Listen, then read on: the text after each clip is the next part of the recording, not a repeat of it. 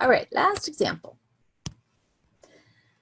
This one says you want to estimate the mean weight loss. So notice it does have the word mean in there of people. That's supposed to be 1 year. I didn't catch that, sorry. 1 year after using the Atkins diet.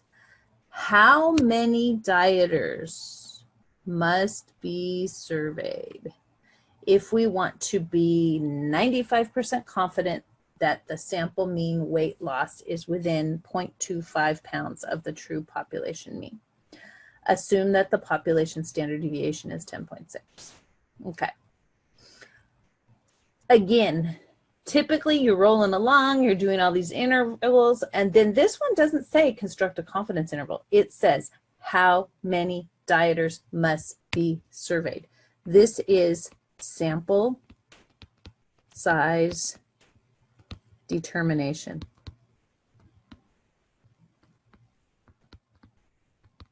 We need to find out if we're setting up this sample and we want to have a certain level of accuracy, we want to have a certain level of confidence in our results, how many people do we need to talk to?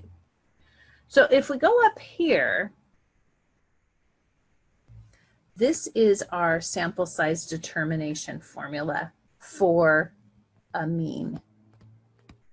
And like I said, it is in your formula packet. It's easier than the one for proportions because there's only one. So you notice, okay, I'm trying to find a sample size and I want to determine something about a mean. So that's our formula. So here our formula was, and I would be careful when you write down your formula.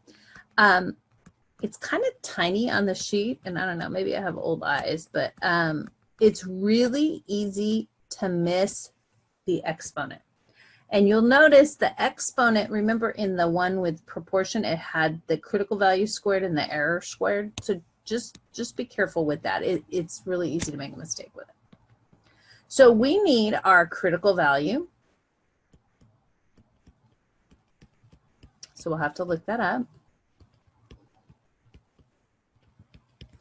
We need sigma, which is the population standard deviation. That's 10.6.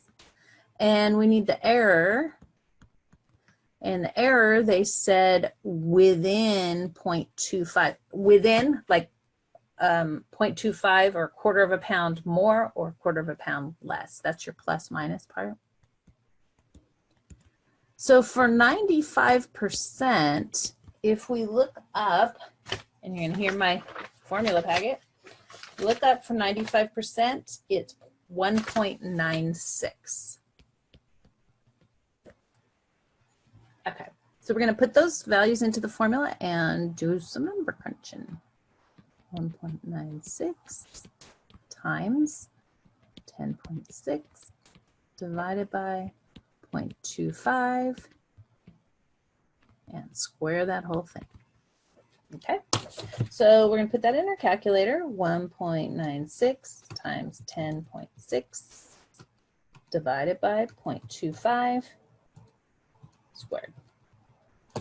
And I get 6906.27. And remember with these, we want to round up because basically it's showing us we need to talk to that many people to get these kind of results, to get accuracy to that level.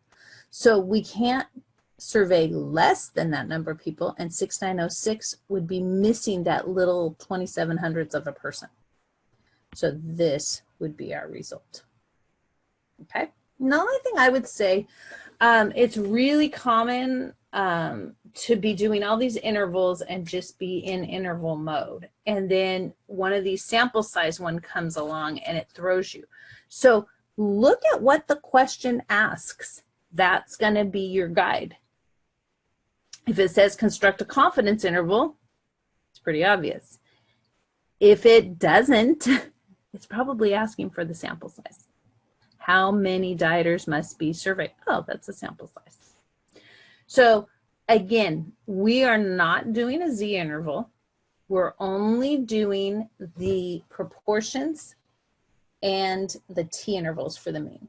So for 8.3, we did the proportions,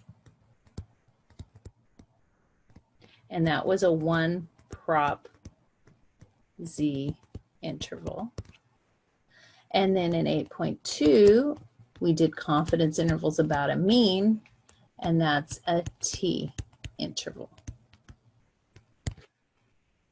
Again, when you're doing just one section or another section, you kind of are just in that mode.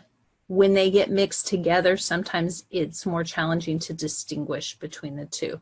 So just watch for that. Okay, we are set. Have a good rest of your night. And we get to start hypothesis testing soon, which is really fun. So like I said before, my favorite part of the class, so something to look forward to. Good night.